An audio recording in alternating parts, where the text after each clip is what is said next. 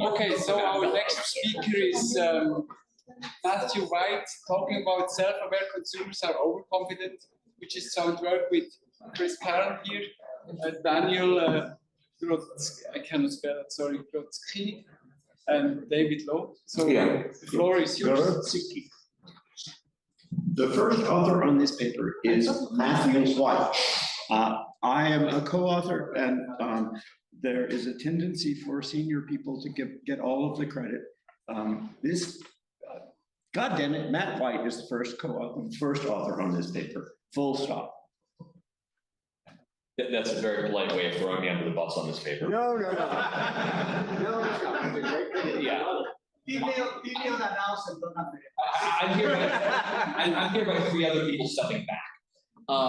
So yeah, this is joint work with Chris, Dan Grotzky, and David Lowe.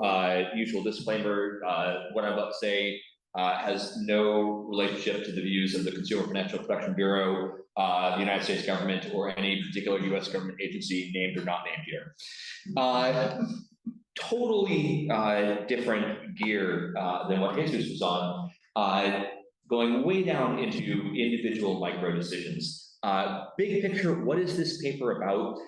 It's about people's understanding of their own ability to make mistakes, whether they are even cognizant of the kinds of mistakes they can make, and whether they are in the ballpark or very close on knowing what those actual probabilities are. So when I say someone is self-aware, I mean that they are even cognizant of the kind of mistake that they can make, that it's entering into their framework of what could happen to them. And overconfidence is being self-aware, but putting too low of a probability belief, too low of a belief on the probability of these things, of you screwing up in some way. Why is this relevant? Well, we're, as economists, interested in what people believe. We make assumptions about rationality and people understanding their environment, understanding themselves. But we always want to look for evidence to say, is that fundamental assumption true? To the extent that people are deviating from rationality and don't understand their true probabilities, and particularly if they don't even understand what kinds of mistakes they can make, this is motivation for regulation of particular financial products.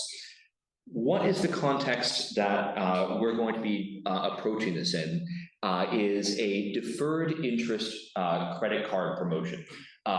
These, I think they exist in Europe as well. They've become a little bit less common in the United States, but a deferred interest promotion offers you 0% interest for a limited time, for a fixed term, usually 12 months, but you'll see these for 6 or 18 months as well. And as long as you pay off your initial promotional debt, whatever you incurred when you signed up for this deal, by the end of the 12 months, you pay no interest at all.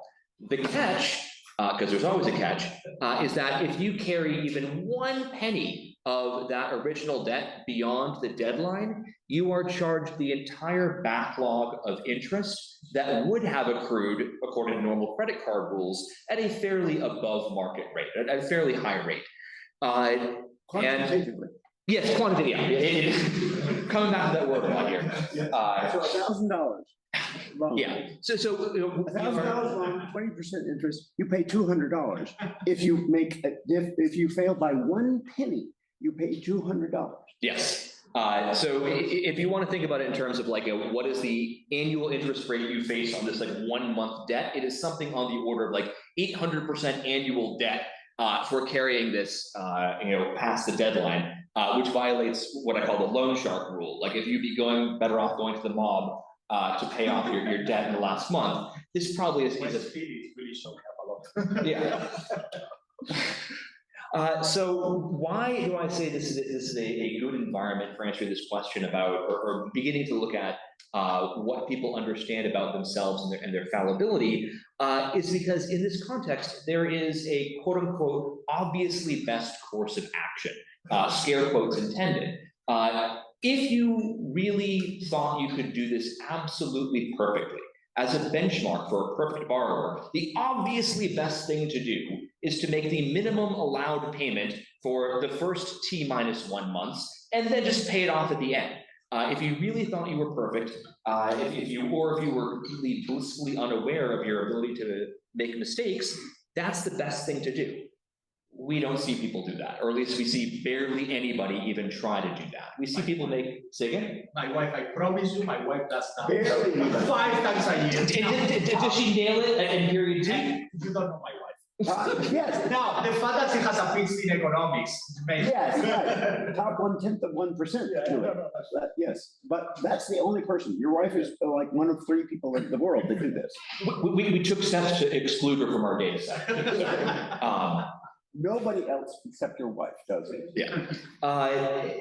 There are fairly high failure rates. We're going to be looking at a selected sample here, so the failure rate is going to look extreme to you, but we're going to be narrowing this down to people like Jesus' wife, who probably shouldn't fail.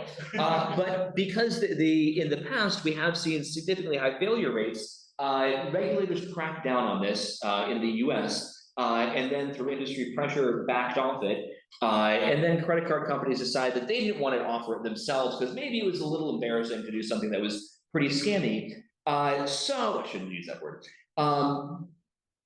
Over the past 20 years, these cards have been mostly relegated in the US to private label cards. In the US, think of this as your old style Sears card, cards that are only good at one store. That they are usually offered at the store themselves, and you make purchases there, and you make special promotions, whatever. But credit card companies usually don't offer these as general products anymore. But there is at least some interest from regulators as to whether these should be allowed at all. So what are we asking here? We're going to be looking at administrative data and the history of payments that people make on these deferred interest credit cards. And we want to ask the question, what must borrowers believe about themselves to rationalize the sequence of payments that we see them make?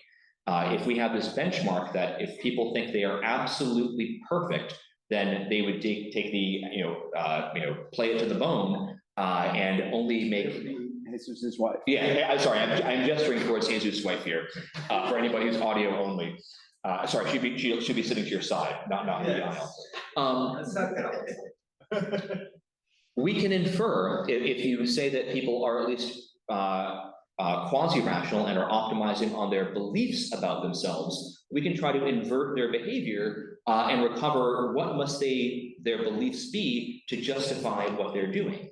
Obvious question, how does that compare to what we actually see? We have a large administrative data set with tens of thousands of accounts. We can actually reveal, we can see what rates, the rates at which people miss payments, the rates at which people blow through the deadline and fail the promotion. And we can ask, do we see people as they go through get better at it? Do they learn about themselves? Do they make realizations about their own fallibility? That's kind of a tricky question, so I'm not going to have definitive answers on that last one just yet. But the welfare-oriented questions we want to ask here are, well, how costly is it to consumers that they actually are fallible on various dimensions? How costly is it for the fact that they make mistakes, that they actually get things, that they miss payments or they blow through the deadline? And how costly is it to them that they don't understand the likelihood that they will make these mistakes? How would they behave if they knew the truth about themselves, if they were granted self-insight, if they were bestowed the true probabilities and they could act on that? How would they act differently? How much better off would they be? So what's our structure? What's our approach here going to be?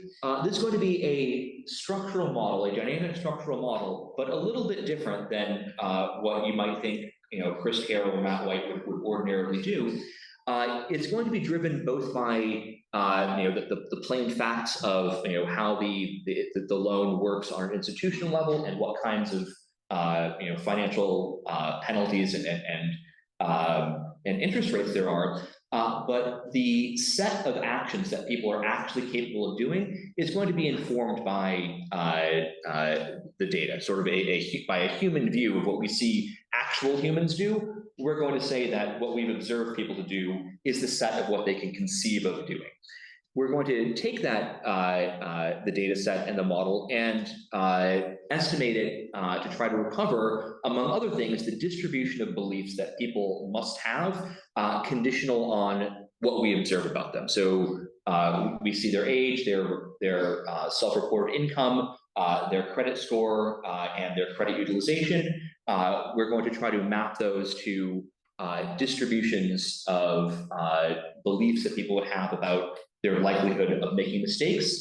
And then we're going to try to shut down those channels of doing wrong one at a time.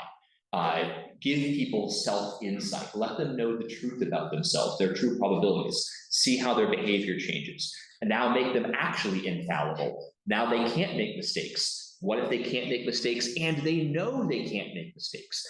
And then finally, you could take away all the other little behavioral quirks we have to put in to even try to fit weird microdata and say, and truly go to the true perfect borrowers setup. If you tune out now, what do I want you to get out of this? We find that yes, most borrowers actually are acting as if they understand they could make mistakes. They are self-aware, but the majority of them are significantly underestimating their risk of that. The financial firms can see how often people fail. People themselves don't know. You know, it's really hard to guess how likely is it that are to fail. The banks know. They have millions of observations. They know the true parameter. People make a guess and they're overcome. And in this, we, in our estimation of the distribution of beliefs relative to the actual probabilities, I don't want to say Dunning-Kruger, but there is a little bit of an inversion that we have where it seems that the riskiest borrowers, those whose observable characteristics are most associated with missing payments and with obliviously blowing through the promotional deadline, are those who act most like they should be the best, that they are acting the way you would act if you thought you were very, very good at succeeding at these promotions. And consequently, learning the truth about themselves, gaining self-insight into their true probabilities is the most valuable for those worst borrowers. In terms of scale, we're off the macro scale and now we're into an extremely micro scale. We're talking about initial debts here that average about $1,500. And so if you were to take this, this debt and assume that you had a 5% internal rate of return somehow by delaying it for a full year, we're only talking about $72, $75 of potential benefit, with all of the fees that people incur, as well as deferred interest, as well as the fact that they are not taking full advantage of it.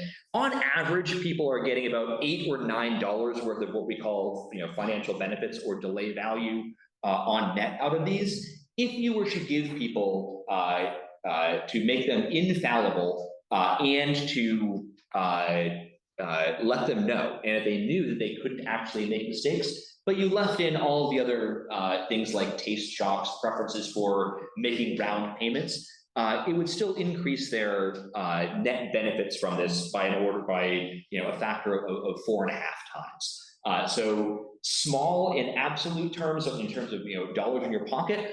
Multiply this by the millions of people who are taking these deals, and this is sort of free money being taken from consumers. What is our data? This is an administrative data set collected by the Consumer Financial Protection Bureau in the United States. We have selected one particular promotion among the several that the CFPB got. This one is a 12-month promotion at a particular durable goods retailer whose name I can't say, obviously. It's a retailer you've heard of. The data is from about 10 years ago now. In this data set, like I said, we observed their age, their self-reported income, their actual credit score, and because this is linked to the credit bureau's data, we see the full extent of other credit they have available, so we know how much of their credit they're utilizing, how credit constrained they are, and how much this promotion represents in their overall credit portfolio. We then observe, of course, that their entire sequence of payments that they make on the promotion, any fees they incur, and any deferred interest they have. For this estimation, for the specification we're going to show you today, we're going to be focusing on Jesus' wife.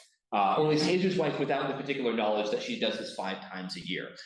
People who you would guess would never have any difficulties with this. We're going to drop people who have had any delinquencies of any kind over the past 2 years. Any evidence of credit issues, gone. If you look like you are just carry a lot of debt generally, if your total revolving credit balance exceeds 2 times your monthly income, gone. We're only keeping people in sort of prime working years, so we've got no concerns about access to income, gone. We are also want a clean data set in terms of internal to the promotion. These are credit cards that people are starting at the point of purchase. You go to make a mid-sized purchase of $1,000, $2,000, and at checkout, you are surprised. And they say, sir, would you like, rather than paying for that on your own, wouldn't you like to get that interest-free for 12 months? And you say, I've got a PhD in economics, I know that's a good deal. And you sign up for a new credit card. So these are promotions that are started, these are cards taken out for the specific purpose of funding this, and they don't make any other non-promotional purchase on it. It just sits in your pocket or you throw it on your desk, and these people never use it again. Yeah. So given that these guys are sorry, I'm hard of hearing. No worries. Given that these guys are sophisticated, why aren't they using like the auto? Every bank lets you. So Chris tried this. As far as we can tell, they make it as hard as possible to do auto pay, and from the kinds of payments that I'll show you right now, if auto pay is easy, tons of people aren't using it. And if arbitrary auto pay is possible, where you can say, okay, make these payments for 11 months and then that payment for 12 months, then you just walk away with free credit. That's not. I'm going to show you what people actually do. The origin of this paper is I was at the checkout desk. They did ask me 0% loan. I thought, come on, 0%? I got to figure out what the scam is. And I accepted it. And the scam was, this was the only credit card where you could not do auto pay. So I'm going to move a little faster here. Stylized facts, give you a sense of this. What is our distribution here? Yeah, question. That's very quickly on your data. Why do you need that administrative data? Because you have any data. No, sorry, let Matt go. I can't hear. Sorry, let Matt go. He's got a lot to say. No more questions like that. No, go Matt. Go. Let him go. Sorry. Sorry. When you speak, just bellow. Yeah. Anyway, about half of people are paying this off before the 10th month. So there's a 12-month promotion, but conditional on getting to the 12th month. So consider just. Ooh, do I have a laser? I do not have a laser. Conditional on getting to month 12. Now it's time to either pay it off or you fail the promotion. About half the people who get to month 12 will fail. If you succeed, you almost certainly paid it off well in advance. If you get to the final month, you've got about a 50-50 shot of failing. To the question of the kinds of payments that people make. If you were to put this into a true proper dynamic framework of like people making optimizing payments and they can make any continuous payment along the way, we should see people make steadily larger payments as they go, as the risk of bumping up against the deadline increases. That is nowhere close to what we see people do. What do people actually do? They make the same payment month after month after month. We can categorize about 95% of payments fit into neat bins. At the bottom, you've got people who pay the minimum payment or within about $5 of the minimum payment. That's about 10, 11% of people. And yeah, yeah, and well, no, because they move out of that group into the barely over group a little bit. Anyway, other people say, aha, I know, I'll divide it by 12, or I will protect myself and I'll divide the debt by 11 or 10. And they do that to nearly within the penny. And another 20% of people are clustered around these very clear timing-based plans. Most people just say, I'll pay $100 a month. Most payments are clustered, are rounded to exactly $50. Those that aren't are rounded to at least $5. Most of those are rounded to $25. What I'm not showing you here is that for the most part, yeah, they're making the same dollar payment over and over and over again. The people who fail, they didn't need to. About 2/3 of them had at least 5 times the remaining debt on other credit products, so in outstanding credit that they could just put it on another card. When people fail, they didn't need to at all. In addition to what I'm showing you here with those pictures, the most boring picture in the world is people not changing their payment, so I need to show it to you. It's not just that people don't change their payment, it's when they fail the promotion, they also don't change their payment. Those people I showed you who fail in month 12, who just blew through the deadline, what is it that they do in month 12? The same thing they did in month 11, which was the same thing they did in month 10. It seems that people are treating the failure mode, the way in which people fail the promotion, is by acting like month 12 is any other month, losing track of time and just going on autopilot and blowing through it. And that's what's going to be the big motivator for how our model works. To give you a sense of what's happening in our model, people are going to be risk neutral. We're going to be abstracting from the broader buffer stock saving and credit utilization model they're having. This is a very small piece of their budget, of their annual budget. And so we're going to be abstracting from that. Their benefits from participating, they prefer paying in the future. They benefit from delaying repayment. And we're going to give them a discrete menu of repayment heuristics. All of these heuristics are going to be of the form that they make the same payment over and over and over again until the final month where they expect to pay off the rest of the thing. Unlike any other model that I would usually do, they're not going to be thinking about what they're doing in the future. They're going to be thinking that they are locked in and not going to ever change their plan. But occasionally, in a Calvo Ferry sense, they are tapped and they come to and they get a chance. They reevaluate their situation. They see how much deferred interest they've accrued. They see if they've missed payments along the way, and they can choose a new payment heuristic. Along the way, they can make 2 kinds of repayment mistakes. They can miss monthly payments or just in any month. With some probability, each person has their own probability of missing a monthly payment, which will incur a missed payment fee. And the critical mistake they can make is that in month 12, they can act like it's just any other month. That their original plan to, of course, when I get to the end of the promotion, I'll just pay the rest of it off, they just flake out. They think that there's one more month, or they are blissfully unaware of the deadline, and they stick to their current monthly payment plan without paying off the rest of the debt, even though it would be very easy for them to do so. This is going to be estimated by the simulated method of moments, using a very large number of moments to hit a not insane number of parameters, but sizable. What are the sets of things that people can actually do here? Most obviously, they can make the minimum payment if they want to. They could make any payment in increments of $50, because that's what we see most people do. We can extend this to allow them to make smaller increment payments. Or we allow them to make timing-based payments, to take their total debt and divide it by some integer and say, I'm going to make that payment every single month until I pay it off. Under all of these, they always expect, nobody plans to fail. They believe that, Yeah, no, I had very cheeky titles that we could have used here. Nobody plans to fail. They always expect to pay it off at the end. And they think it's a once and for all decision. So they are not looking forward to how they're going to change their behavior, but they might get tapped by the Calvo fairy. It's going to end up being like an 8 or 9% chance. So they're on average going to get one opportunity in the middle of the promotion to change their behavior along the way. There we go. This is messy microdata, so of course we have to throw in taste shocks, essentially the structural error of the unexplained portion of behavior. To think about benefits, their net benefits, as I said on the prior slide, that they're going to be choosing the plan that gives them the highest payoff, subject to their taste shock. Well, what are these other benefits?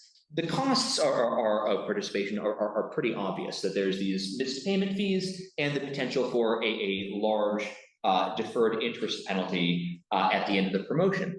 And they account for those, explicitly and, compute every possible sequence of errors they could make. The benefits are a little bit less obvious, especially if we're talking about people who, with our selected sample, are fairly high income, fairly high credit rating.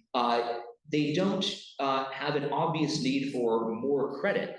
And so if we're going to say that delaying repayment is valuable, that begs the question of, well, how valuable? What is the outside rate of interest that they would face if they declined the promotion? If they didn't take the deferred interest offer, what would they be paying otherwise, either from foregone investment or on another credit product? And that's a kind of a complicated question, and there are two approaches. It's really hard to figure out why people would sign up for this, but the answer probably is 0% interest. Well, it's clear that that's a good deal, and if I think I'm not going to fail, why not? And how large the benefit is, yeah, that's really hard to calculate, but it's clear there's a benefit to 0%. Yeah, and so we have in progress a version where we use a survey of consumer payment choices to say, well, what is the distribution of the ways that people pay conditional on the same observable characteristics that we have in this? What is the rate of interest that they actually face on those credit products? And what is the probability that they ever revolve credit? Because if you're somebody who would put it on a credit card, but then you just pay off that credit card at the end of the month, it's like 0%. And so as Chris says, for a lot of these people, it's a near 0% benefit, which asks, well, why are you doing this? And sometimes I think the answer is just because. But for the specification I'm going to show you here, this is just going to be, we're going to give everybody a 5% annual rate of delaying payment. So it's like if you put that $1,500 debt on your card or on this card, and then you didn't pay any of it for a year, you get $75 worth of benefits. And it turns out that's going to be pretty close to what we get when we give people heterogeneous rates from some of the specifications we've estimated from the survey of consumer payment choices. Everybody has their own idiosyncratic probability of missing a payment each month, which depends on their observed characteristics as well as an unobserved component whose distribution we try to recover from various covariances. They also have their own probability, depending on their characteristics, of failing to notice. We can't put an unobserved component in that because it's a one-time event. We see it exactly once, and so you can't really put anything else there. They have got beliefs about those probabilities, which depend on their characteristics in the same way, but their mapping from characteristics to beliefs is not the same, doesn't use the same coefficients as the mapping from characteristics to reality, to actual probabilities. How are these beliefs specified? It's a continuous distribution. So they have a continuous probability belief on their probability of missing a payment, which we're going to lock in and say is static. It's like a second order. It's less important than the probability of the critical error. And a little bit funny here, we're going to give people binary beliefs about their likelihood of critically failing, of failing to notice as the final month. They believe either they're a super optimist, says, well, of course, how could I not notice that February has come again? I bought it in February, of course I'll notice it's February. 100% I will be able to notice it's month 12. Or they are super pessimists and realize, no, I know how people fail. I'm not going to notice. I've got to pay this off on time on my own without relying on doing anything particular in month 12. The reason for this simplification or the specification is that it's almost impossible to identify anything in between. In reality, we see about, depending on your characteristics, 25% to 80% of people critically fail, so to speak. If you think there's even a 5% chance or 10% chance that you would screw up, that you would make this catastrophic error, you would never risk it. So if you were even on the same order of magnitude of the true probability, you would never, you would act as if the probability were 100%. We can't get fine gradations. So we're committed to having rational choice given beliefs. Yeah, but we allow people to flip this, that during the promotion, we allow their beliefs to drift. So there's an underlying latent belief, and when that clips from negative to positive, or positive to negative, they can flip from being a super optimist to a super pessimist. We are still in progress of estimating learning from mistakes. In reduced form data, we can recover pretty strong evidence that when people miss a payment, they have I was going to call it a come to Jesus moment, but now I'll call it a come to Jesus moment, where they realize, oh my God, I'm not as good at this as I think, and we see drastic changes in their behavior. Unfortunately, when you start slicing that into moments, you lose all the things that you can pick up when you have all of the covariates in there, and we're having some difficulty with identification. Moments are bad. Shardy. So what are we trying to estimate here? We're trying to get the actual and perceived probabilities of missing payments, the actual and perceived probabilities of that you will succeed in noticing the end of the promotion, the rate of drift of beliefs for that underlying, for that